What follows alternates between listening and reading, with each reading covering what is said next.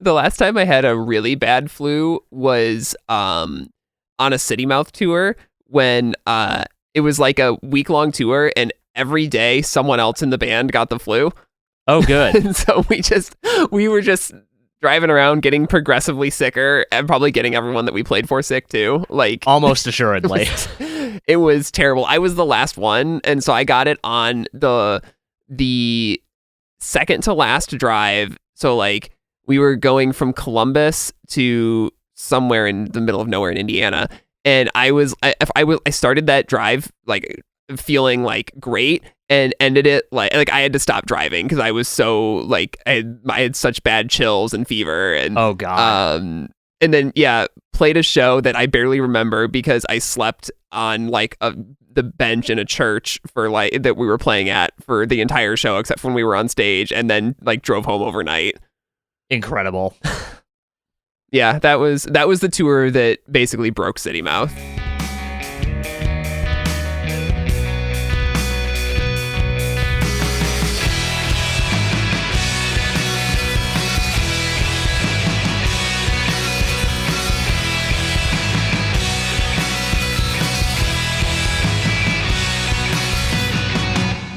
Welcome to Noise Floor, a podcast about music through the lens of the discographies of our favorite artists. I'm Troy Sennett. And I'm Matt Kistler. And today we're talking about Rilo Kiley's third full-length, or maybe fourth, depending on how you count the early years. But this album's called More Adventurous. It is their major label debut. They released it on Brute/Butte, their own personal imprint on Warner Brothers. This came out in August of 2004, and is quite the evolution from their past few records. What'd you think of this one? I really liked this one. It has. I feel like when people talk about polish on major label debuts, it's a derogatory thing. But I promise I mean that very sincerely and very positively here. It sounds like a lot like a refinement of the sound that they have established. Like maybe a little more pop leaning in spots, but like it still very much sounds like Rilo Kiley, just with like a little extra sheen on it, in a lot of ways. Which I maybe can attribute to the fact that they recorded this on the assumption that it was going to come out on Saddle Creek. Like they were still working with them during the recording of this, if I'm remembering correctly. Yeah, I think that was kind of the timeline that the interview that we read with Jason Bozel kind of laid out, that they made the record basically for Saddle Creek or with Saddle Creek in mind, and then kind of made the jump or got the offer from Warner Brothers later. And he kind of makes it sound like a big like part of the split with Saddle Creek was that they either couldn't or didn't want to push it to radio in the way that a major label would. I mean, who knows how true that is? Because they even like talk about how Saddle Creek and Warner had the same distributor at the time, right? But I mean, who knows, budgets or whatever. Like, there's all kinds of reasons for that stuff. But like, it's not like this is their. It's not like they went up to to a major label and they suddenly had like a crazy budget or whatever to make this record. It seems like they kind of made it under mostly the same circumstances as Execution of All Things. Even went back to Mike Mogus and also brought in some other producers as well. But yeah, it doesn't it doesn't seem like there's a lot of difference in how they made the record, but I think the circumstances around the band were definitely like changing quite a bit. Yeah, absolutely. I feel like if I'm remembering kind of the back and forth in that interview, it sounds like it was kind of mostly about like money exchanging hands in terms of like getting things to radio, but it also seems like maybe that wasn't so much a thing. It's a whole thing. I don't know how commercial radio actually works. Yeah, but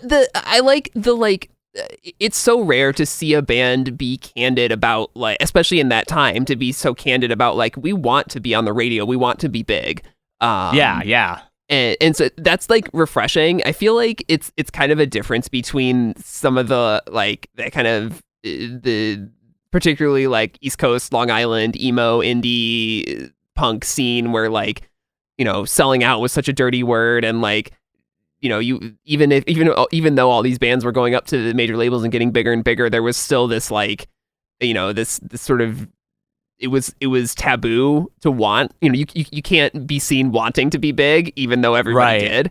And like, I like that Rilo Kiley at this point is kind of like, no, we want to be really big. Like, we're writing popular, more accessible music, and we're getting played in TV shows, and we want to be on the radio. Do you know if there was like kind of fan backlash in the way that there was with people more in the aforementioned punk scene? I couldn't really find much on it, and I was too busy listening to MCR in 2004 to know. I have no idea. I don't know if it's like if it's that that this is like they're kind of a Hollywood band. They were multiple members were actors, and so there's just less stigma around it because of that, or just the fans that they were playing to just weren't as precious about their favorites being these like whatever blue collar bands than the punks were. Or maybe it's there's also just everything that's happening around the band at the time is just like you can kind of tell they're going to get bigger, because like in between in February of 2003, so like a few months after Execution of All Things is when the Postal Service releases Give Up, right? Which is that's huge. It turns huge, out, yeah. That's that particularly Such Great Heights is a huge deal, and so Jenny is like her star is rising through that. Blake puts out the first Elected solo album. It's not really a solo record, but it's him and Jason and other guys. But it's his first kind of foray outside of Rilo Kiley. And so I think that there's like, you can tell that there's a lot going on, and there's clearly like a lot of attention and hype around the band, and not even just Jenny.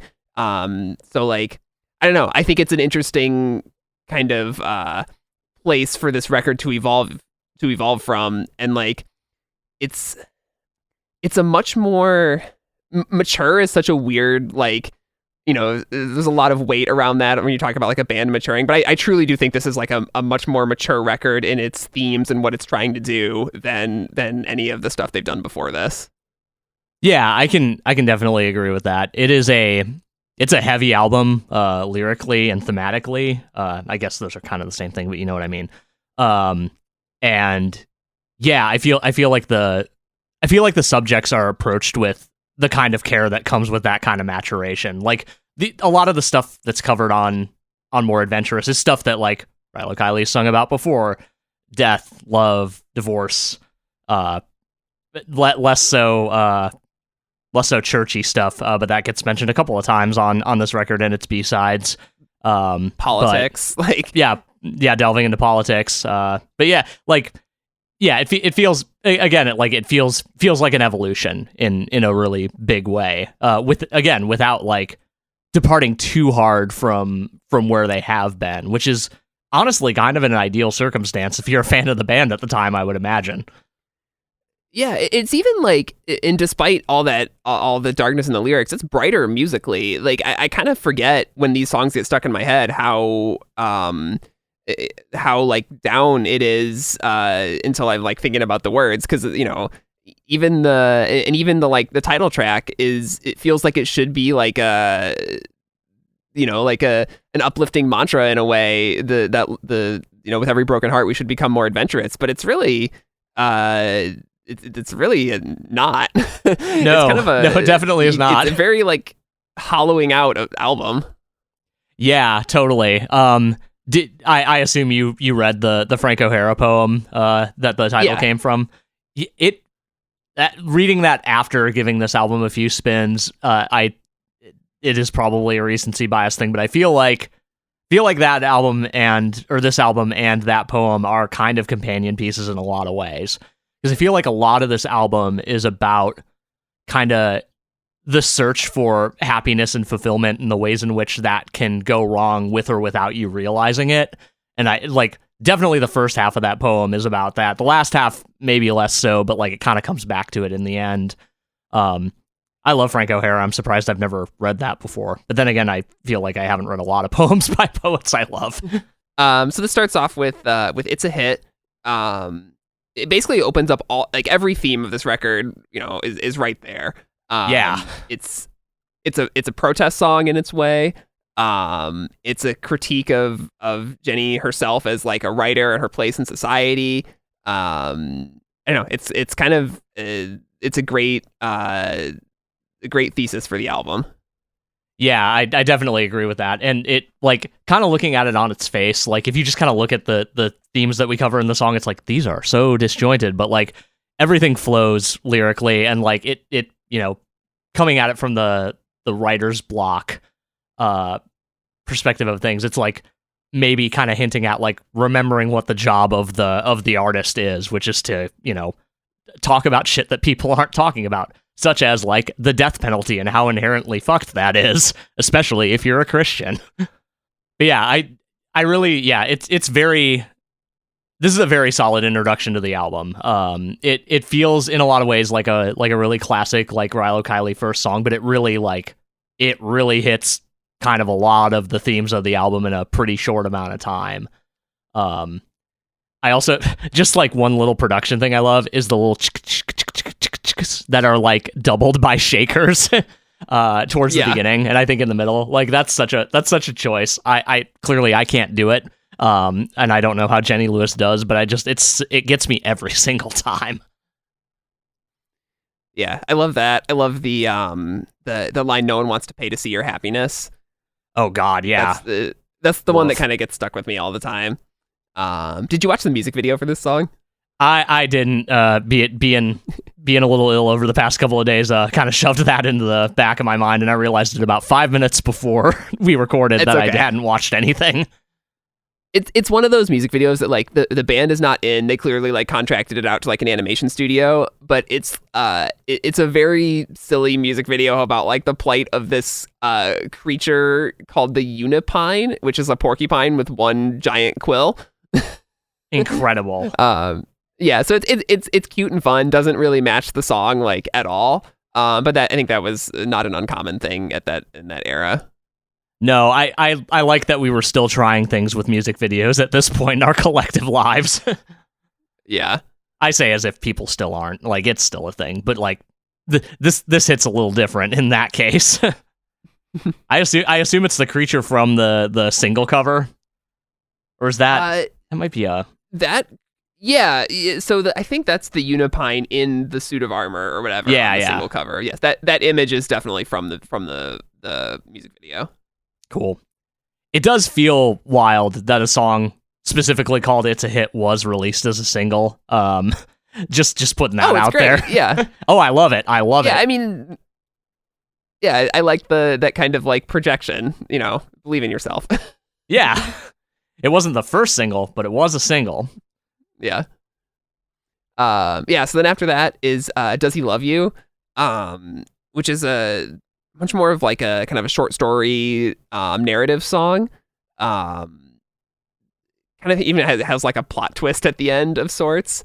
But very much about like a song about societal pressure and the idea of like are people getting, if you kind of follow the path that's laid out for you of like get married, have kids, whatever, but like if what you really value is your freedom, like is that a fulfilling life? Right. Yeah, and like with the twist at the end, like it is I feel like it's both a like reassurance that like one it and I guess kind of exposure. Like I feel like it's kind of inherent through the story that the other person in this situation is the narrator. But like the fact that it is "He will never leave you for me," it like also kind of implies like but maybe he will for somebody else. Exactly, yeah. Which is a real downer way to end a song. But yeah, like this is a really tightly written song, I think. Like just kind of a cool interwoven narrative type thing. Just, despite the fact that it is incredibly huge in the bummer department. Yeah, a lot of great guitar playing on it. I think I don't know if the most like memorable guitar parts that Blake plays are still on Execution of All Things for me, but I think he is like on fire for most of this record, especially the kind of folkier acoustic style stuff that he's doing. Yeah, I think it shines a lot on this record. Like just feels like it's been taken up another level to a point where it stands against a lot of the other stuff going on that is like maybe objectively more impressive to more people, but like, you know, just really holding it down in a way that it maybe didn't wouldn't were it, you know, kind of still on the level that they'd previously been on.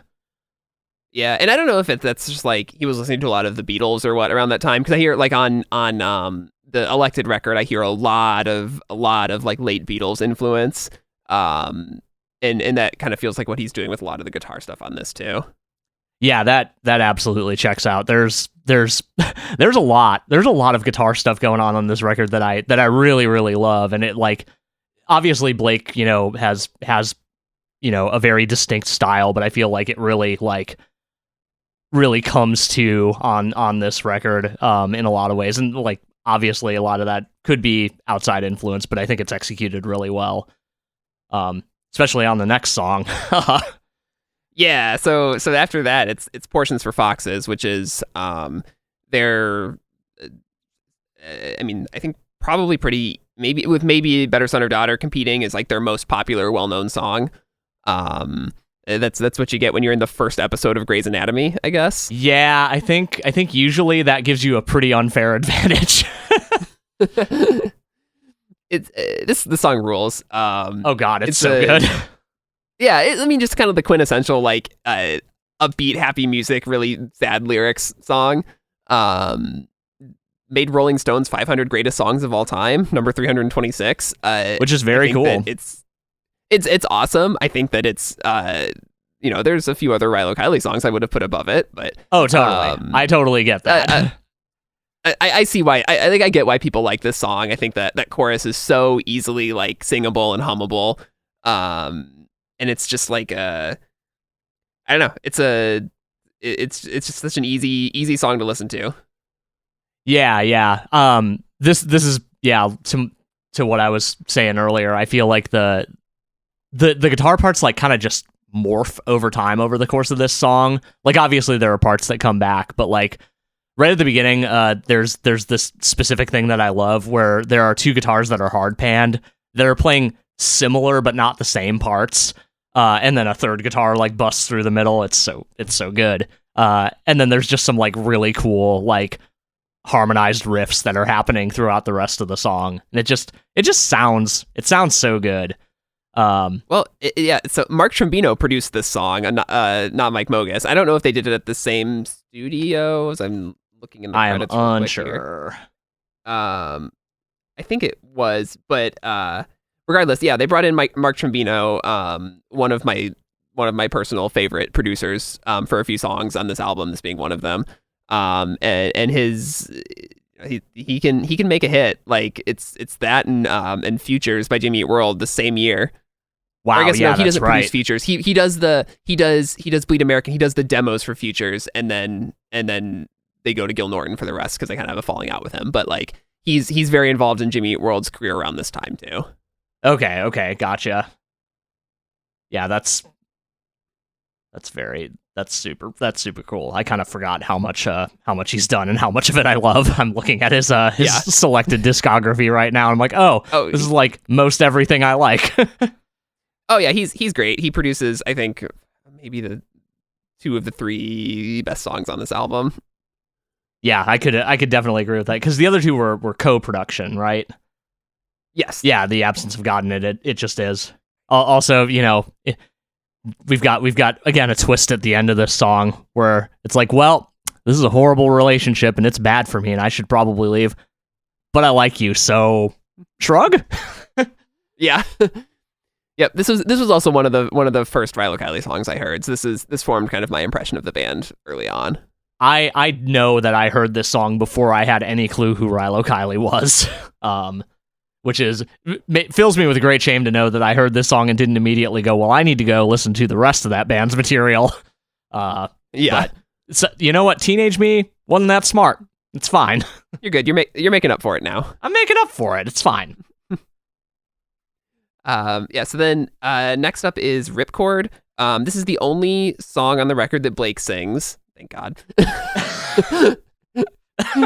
I hate to trash the song too much, because it is like basically kind of his eulogy for Elliott Smith. Right. Of which there are two on this record. Yep. Yeah, they both, Blake and Jenny, have a song that's dedicated to Elliott Smith. They had like opened and played on stage with him for a couple of his like last few shows. So like they were in the same scene, they were friends, and so like yeah, I don't want to disparage that aspect of the song, but I don't like this song very much. Yeah, that like bridge thing is off-putting in a way that I don't like. Like I kind of get what he's going for, but it doesn't quite work. I will say that the it's the end of one of the verses where he says, "And I was having a good day when I found out we lost you," which is like such a weird thing to say, but like I get it. Like it kind of pokes at the like, yes, grief is about the person who died, but grief also affects us, and sometimes you have to reckon with that, which is really weird to wrap it up in 2 lines like that. But I'm assuming that was the intent. Otherwise, it's just kind of fucked up. Yeah, no, so I hope it's not that. I think you're right about what he's getting at with that line. But yeah, not definitely far from my favorite on the record. Yeah. It's I don't have a ton more to say about that song. Like I said, it's the one that I like just kind of zone out when I'm listening to this album. Yeah, and it almost assuredly suffers from the thing we've talked about many times on this podcast, being after a really good song. Yeah, and before a really good song. Like, and before a really good song. I Never is kind of Jenny's kind of epic on this album. It's this very like lushly arranged song with this huge kind of repetitive chorus, which I don't usually love those choruses that are just repeating over and over, but like the melody works and she sounds great, and so I kind of end up liking it. Yeah, this song is really tightly written and arranged. It also like really stands out as like, this is just abjectly a love song. Like it's a little self-hating, but it's still a love song. Might have reservations about being a love song, but again, still a love song. Yeah. Yeah, I'm a sucker for a waltz feel. Like you play this at your wedding if you wanted. That might feel weird for people who know. But listen, not a bad choice, I would argue. But yeah, I love this song. It's a real breath of fresh air after Ripcord. Both thematically and sonically. Yeah, it works in sequencing to bring the record back to a slightly less dark place before it gets cosmically dark in the next song. Yeah, it really. We spiral a little bit. Yeah. So next up is The Absence of God. This song is great. This is one of my favorites on the album. It's just one of those like soft but very, very heavy songs. Yeah, all the like kind of little things going on like way in the background really make this song, feel special. But like what I love lyrically about this is just kind of bringing in like I'm going to talk to you about some things my friends have said to me, and I'm going to name them in the song, which I think is wonderful. And then obviously coming back to a thing that you say, which is there's trouble when everything is fine, which is devastating. Yeah, the need to destroy things creeps up on me every time. Yeah, I probably should have said that part too, because that's what makes it even worse. Yeah, I mean, it's this song about like resisting love and resisting anything that might ever be good for you. Yeah, which again like feels like kind of a standing theme of the record. So like this feels like a good centerpiece for the whole piece of work here. Also like the end of that first verse, like specifically using the phrasing "losing bodies tonight" is like such a gut punch. Especially talking about like doctors and lawyers and people who are in professions where they hold people's lives in their hands, which again, like kind of we're coming back to the almost protest song of it all. We don't linger on that too much here, but it does sneak its way back in. Yeah, that whole first verse is like this idea that like once you have like nothing to believe in, then you can just kind of do whatever you want and it doesn't matter anymore. I don't know. It's nihilistic and I don't know. It just is the contrast between her voice and what she's singing about continues to be like one of my favorite things to discover and rediscover with this band. Yeah, totally. It's a beautiful contrast, even if it is a devastating one. Yeah. So then after that is Accidental Death. This is kind of a fun. It stands out a little bit on the record. They brought in Jimmy Tamborello to co-produce this one, who is also a member of the Postal Service. And there's a lot of Postal Service bloops going on in it. Hey Troy, how do you pronounce DNTEL? Because I've always pronounced it Dental, and it's just feel dental, awkward. Is it dental? It's just dental. I've literally never heard to say someone. Sorry, go ahead. Well, the reason the song is spelled as like Accidental Death is spelled like it is because of his production name. Oh yeah, no, I knew that was his production name, and that's why I'm surprised I haven't ever heard anybody say it out loud before. I mean, I guess I haven't either, but I just always assumed that it was just pronounced like it would be in the word accidental. That makes way more sense now that I'm thinking about it that way. Thank you for resolving a 20-ish year long problem for me. I obviously I love the bleep bloops. This song, I think this is maybe one of my favorites on the album, except for can't stand the fucking line at the end of the chorus. You're the Indian in the cougar's nest. Why that line? Yeah, I don't know what's going on with that lyric. It's questionable at best, and also I feel like there are better ways to say you've put yourself in a situation where your death is maybe a little bit inevitable. Obviously more succinct than that, but also not totally obtuse and maybe using questionable language. I'll just focus on the verses, which are totally of her best writing maybe ever. Oh God, yeah. Yeah, this I think that she like really outdoes herself on really every other part of the song except for the chorus, and even the melody in the chorus is wonderful. Oh God, yeah, no, it gets gotten stuck in my head so many times over the last week. But yeah, like the description of having like an out of body experience post death here is like so well done. Like just kind of like the questioning nature of like, well, why is everyone staring at me? Oh, I guess it's the blood. Oh, that's my blood. Oh, well, my legs don't work, which like your legs aren't taking any more requests is such a really good way of putting it. And then kind of like delving back into like, that whole section is so good. I mean, yeah, all the verses on this are incredible, but like that description stood out to me a whole lot. Next up is the title track, More Adventurous. This is I think this is have I said it before? I've already said what my favorite song on the record is like 3 times, because if not, it's probably this one. It's fair. I think that we talked a little bit at the beginning about the line from the Frank O'Hara poem that I read, with every broken heart we should become more adventurous, which like I taken on its own feels like it should be kind of an inspiring line, and really it's more the song is more about like, I don't know, I guess it's about finding love, but it's about it being like not the, I don't know, I guess it's a happy enough song in the sense that love is kind of like, well, can work out even if you don't do all the things you're quote unquote supposed to do.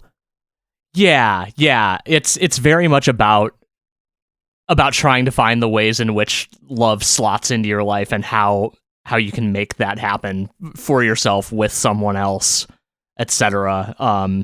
And the ways in which that might not work out for you. And like, yeah, it's explored at length here and really deftly, I think, because it's Jenny Lewis. Of fucking course it is. Yeah, I love the lyric wanting to say "I will" as my last testament. It's a clever line. That is incredibly clever, yeah. And then like closing off that with "'cause if marriage ain't enough, well at least you'll be loved or will be loved" is like, that's such a banger set of lines. I saw Aaron West cover this once. On one of his solo tours, like early on when he only had the one record out, so we needed some other songs to fill out a set, and this was one of them. It was great. This, yeah, like lyrically, this is very much an Aaron West adjacent song. Oh yeah, for sure. It fit right in with all of the themes of We Don't Have Each Other. Was he just like playing solo for the covers, or was it more of a full band situation? It was just a solo tour. Oh shit! I want to say that there was something, I don't remember what it was. There was some reason they had to do it solo. If it was just like somebody got sick or they couldn't pull together. I don't know. I think it was they just like couldn't. Okay, well, I should say I never know what is like kayfabe and what is quote unquote a real thing with their with Aaron West now. So I think it was, they said they didn't have time to rehearse, and so they ended up just making a solo tour or a full band, what was supposed to be a full band tour into a solo tour. So I have no idea if that is, like I said, if that's kayfabe or not. But I know that like the openers of that tour were full bands, including the recently disgraced Can't Swim. Oof. But yeah, Dan did it as Aaron solo set for that whole tour. That's super cool. Yeah, I can totally see him really pulling this one off. Yeah, it was good. I think he did that, and he did the record in order.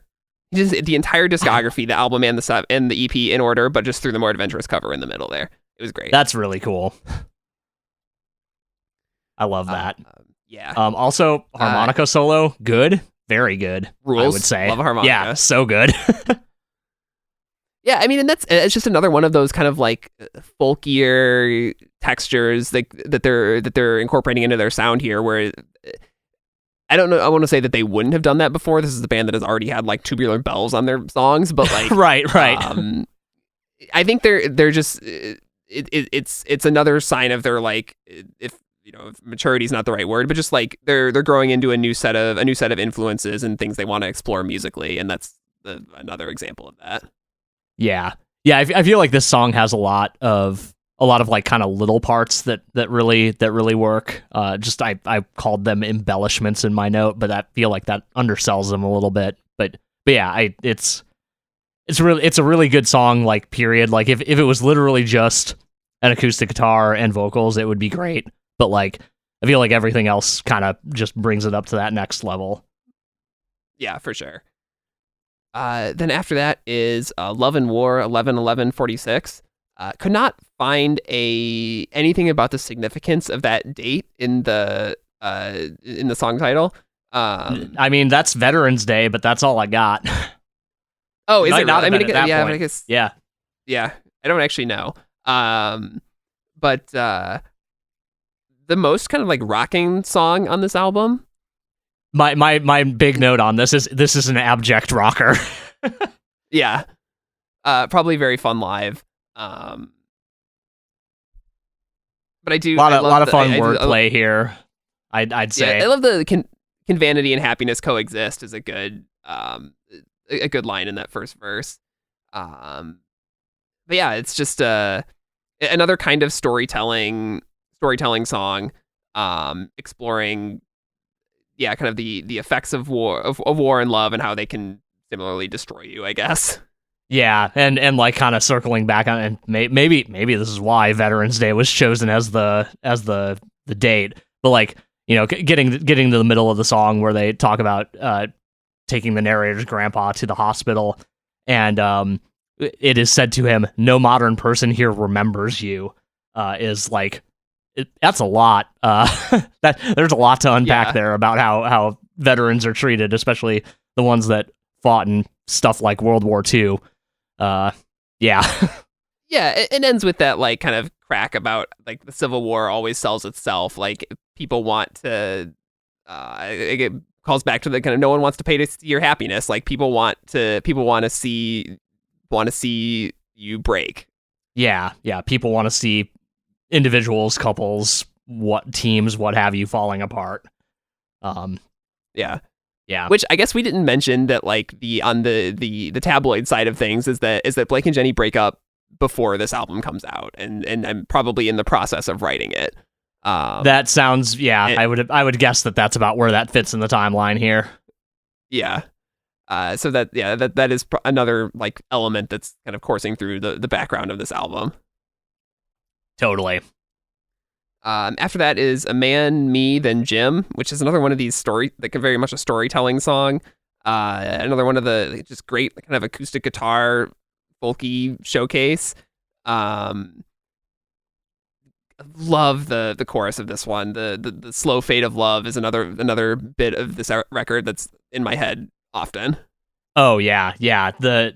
This is one of those things that Jenny does a lot, and like other lyricists do this too, but like where the chorus stays mostly the same, but something about it changes every single time. Like the slow fade of love, its soft edge might cut you. The slow fade of love and its mist might choke you, etc. It's so good. And it hits every single time. Yeah, very much a song about like loneliness and regret that your life didn't turn out the way you thought that it would. The gradual descent into a life I never meant is a great line. Oh, it is. It really is. That one hits.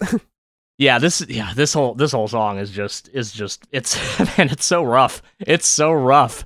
Like we did not mention that this song starts off with a suicide too. So that's something. And meeting your ex-lover at the funeral and kind of realizing you missed them, and going from there into I don't want to say a spiral, but a little bit of a mental spiral maybe. Yeah. But yeah, no, like really, really cool, like you said, storytelling in kind of the more country tradition of like really telling a discrete story, but like having that chorus that you come back to. And also, I'm going to say this, good fade out at the end. So appropriate. I'll accept it. I know, I knew you would. For the anyone listening who isn't in a band with me, I will fight tooth and nail against having a song fade out. I think it is almost never a good choice, but I don't know. I can't rail against it too much here. Yeah, when you're saying the slow fade of love and you're also fading out, and like I think it's really cool that the last thing, and like I know that this is how sound works, but like it's especially like poignant here. It feels like the last thing you hear is Jenny Lewis singing that last line. You like all the instruments have gone under the mix at this point. So it feels like it really hits at the end there. Yeah. And then finally we get to the title track, It Just Is, this is Jenny's tribute to Elliott Smith. This is just a downer end to the album. I mean, it is a great song, but it ends this one on a real low note emotionally.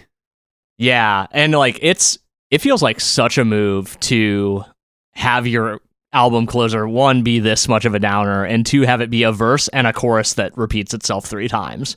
It works really, really well, but like on paper, it's like how could it possibly? And it does because it's Rilo Kiley, of course. Yeah, it doesn't need any more than that. Like it's such a loss for the good guys. It just is, because everybody dies. Like it's so simple, but it sums up this kind of like, you've seen all that there is in this world, and there was someone that you thought maybe represented something that was a little bigger or a little better or a little bit different than all of the, and then they're the one that's gone, and you're just kind of left there picking up the pieces. I think it's I don't know how else you end an album like this. Right, yeah. It's such an eloquent way of putting the sentiment of not having anything to say when something like this does happen to somebody that you care about. Which is a wild thing to be able to pull off. Yeah. But yeah, great closer. Wouldn't have it any other way. Yeah. There is a handful of other songs that were recorded for this record. That all the ones that I've found were released on Archives, their B-sides compilation. The first one on there is a song called "A Town Called Lucky," which features Tim Kasher. It was also released on the Portions for Foxes single. This song sounds nothing like anything else on this album. It's like this song would not have fit. Yeah, it's definitely another storytelling song, but it's very like minor key, almost like Western sounding. I kept thinking about Murder by Death while listening to it. Yeah, that makes a lot of sense. Yeah, like some wild guitars. You got the really creepy whispering going on. You got your classic minute-long Rilo Kiley intro that you're very, very intrigued by, so it doesn't matter. Yeah. Some real good screaming towards the end, because I guess if you're gonna have Tim Kasher on your song, why not? Yeah. I did, and I know that this is recency bias. I did put "Is This a Thursday" song at the end, because by the end it did feel a little bit like it. Yeah, it's kind of interesting that this is not a sound that Rilo Kiley has ever experimented with before, I don't think. No, not that I know of. Yeah, and it's cool, though. Yeah, I really love this song. Again, no place for it on the album, but it's cool that are there physical releases of the singles from this record? Do you know? I'm sure there are. Okay. I could look on Discogs. I'm like all of this era, like the CD singles were definitely a thing, or like, international singles or whatever. Yeah, that makes sense. I of course am thinking of a 7-inch, and I'm like, how could you put a song that long on a 7-inch unless you gave it its own side and made it sound real bad? Yep, there is a Portions for Foxes CD single, with both of both that song and Town Called Lucky on it. Okay, yeah, that all makes sense. That's cool. Yeah, I'm glad that this song got out of the archives, as it were, made it onto the actual official B-sides, and then is more widely available for folks now, because it's super cool. But yeah, it's not really something they did before or since, as far as we know. Yeah, I forgot to go on Discogs before this, and I'm just noticing that there's a live EP that came out around this time that I neglected to listen to, but that's okay. It's probably really good. We'll say that probably. now with some conviction. Yeah. And then the next one is a song called "American Wife," which I think is on a different version of the Portions for Foxes single. That was the impression I got. Yeah. Yeah. I like this song a lot. Again, not sure if it's one that I would like swap out anything on the album for. But it is another one of the songs about that recurring theme in the Rilo Kiley pantheon of like, are you living up to your place in society? Are you fulfilling the role that like people think that you should fulfill? Yeah. It's a real downer on that front again, because but I do, I'm obviously a sucker for a countdown, and I do love that we get that like right in the middle there. Yep. about all the reasons that you maybe don't want to marry someone. Yeah, my favorite part of the song. Totally. I do like the kind of visual of like just kind of like going down the family tree and being like, well, he's dead. He had triple bypass surgery last month. Also dead. Thriving, actually, weirdly enough, etc., etc. And then just getting out the other side of that and being like, I don't know, man. I'm not sure about that. Yeah.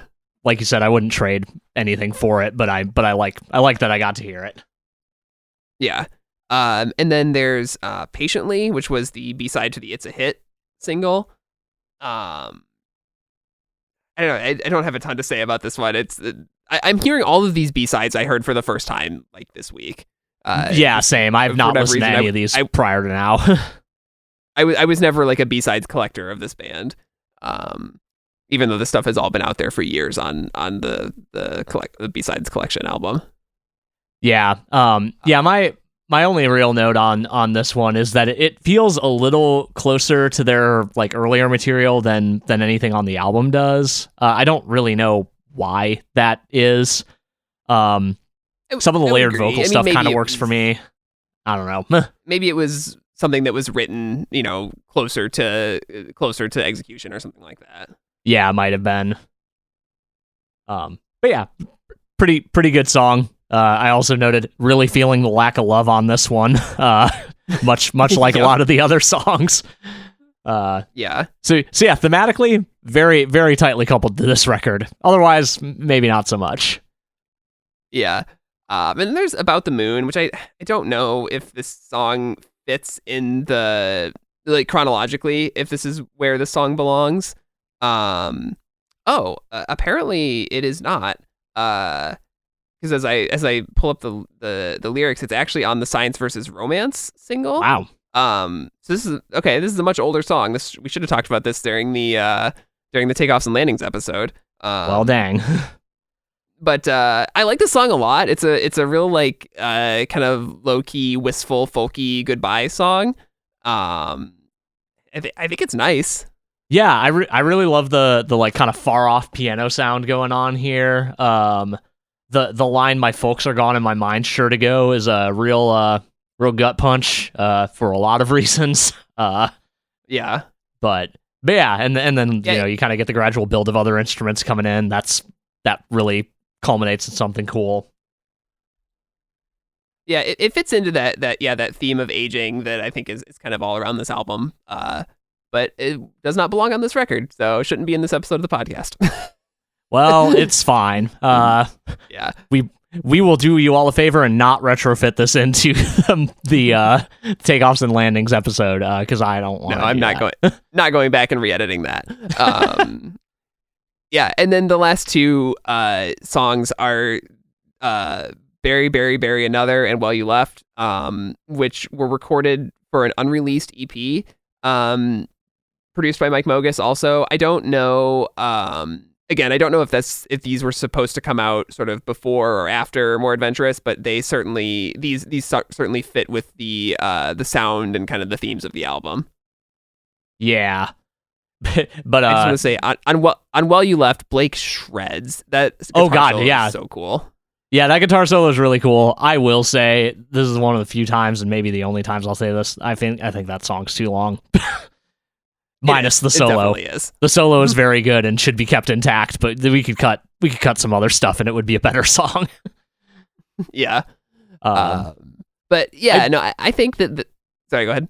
Oh, I was just going to say on Bury, Bury, Bury Another, I am a huge sucker for having kind of outtakes at the beginning or the end of a song, so I do love that we start off with, we're on now? All right. And then just an oops at the end after a mic stand falls over. Yeah.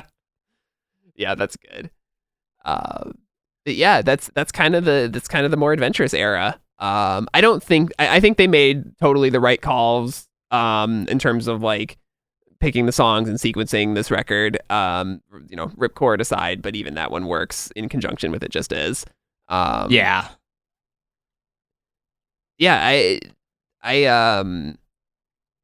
know it's interesting that this is like they're very much like kind of at the peak of their career, or what seems like it should be the peak of their career at this point. And I think that I don't really remember how well this album was received. But this is kind of the point where they really I think split as a band after this, because I think Jenny has talked in interviews about being jealous of Blake having a solo record. So after this, she does her own solo record, and her solo career takes off kind of in a way that kind of Rilo Kiley never did and maybe couldn't. Yeah. So it's kind of the inflection point of their band. Yeah, because this would have been between this record and Under the Blacklight would have been would have been Rabbit Fur Coat, right? Because that's when Rabbit Fur Coat comes out. Okay, yeah. Yeah. Which, very, very good record. I gave that one a listen for the first time in a long time. And I don't think we're going to talk about it, so I'm just going to say it here. Good record. Jenny Lewis, good. Yeah. That is the overarching theme of this series of episodes. Yeah. I was talking to Toads, and the subject of that ad that we talked about on the first episode came up, and it occurred to me that I'm like, I feel like the last thing Jenny Lewis wants from her music career is to have somebody dive back into her childhood acting career as a result of it. But I really kind of think I want to watch The Wizard now. It's time. It's probably time. I'm sure I'll be sent way back to childhood, seeing a young Fred Savage on the screen again. He has problems, right? There's I have no idea. There's a controversy section on his Wikipedia page, I'm pretty sure. Okay, well, I'll read that before I do that, because Yep, it's Great. right there. Misconduct allegations. Okay, well, you heard it here live, folks. I'm not going to watch The Wizard. But we love you, Jenny, and we don't care about your acting career quite as much as we care about your music career, and I think that's the way you want it. Yeah. So I think that's kind of it on More Adventurous. Really an album that really I think stands out in their discography. They don't, before or after, didn't really make anything else that sounds quite like it. Any other final thoughts? No, really just kind of reiterating what you just said is this feels like an apex in a lot of ways. I haven't listened to Under the Blacklight in a while, so maybe I'll find a lot to like on there next week, but same. I have a feeling I won't. Doing this in order is fun because I get to say right here that I don't think I've ever heard all of Under the Blacklight. So it'll be kind of a first listen for me. I think that might be the case for me too, because I know I listened to part of it in college when it came out because it came through the radio station, and that was kind of literally my job. And then I don't know if I ever gave it a proper listen in the time since. So yeah, I'll be very interested to see how that turns out. It might blow my mind. That would be very cool. I hope it does. I would love to come back with like a hot take of like Under the Blacklight is actually the best Rilo Kiley album. I don't think that's going to happen, but we'll see. It could be a top tier Rilo Kiley album for all we know. Yeah. All right. Then we will see you next week for Under the Blacklight. See you then.